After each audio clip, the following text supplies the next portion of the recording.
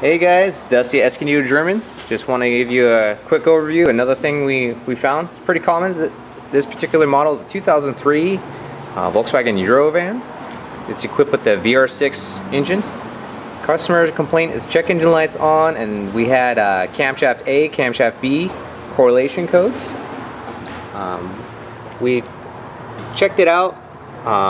This is the total lineup the camshafts with the car or the engine at TDC.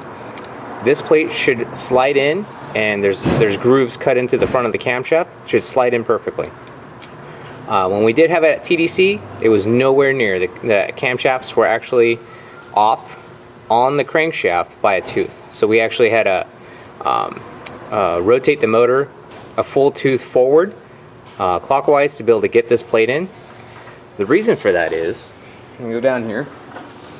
On the VR6 engines, you actually have a primary and secondary chain. So this is the primary chain that's run off the back of the motor. So you have to remove the transmission to get access to this.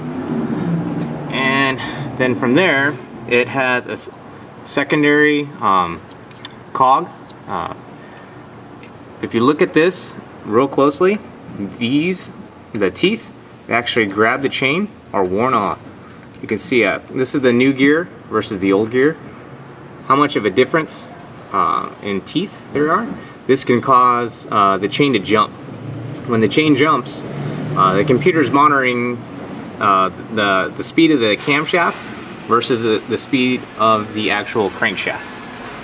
When these tooth gears get worn off, it jumps a tooth, so the cams actually rotate slightly behind the timing of the crank. So the fix is basically to replace the chains, the guides, and update the gear. The material they used was obviously not hard enough compound to see day-to-day use, metal to metal on the chain, so it wears them out prematurely. So basically you have to remove all this stuff. It's quite a labor-intensive job. Common complaint is that it has a rattling noise on startup and at a certain RPM until all the slack is kind of taken out of the chain. But this is the fix.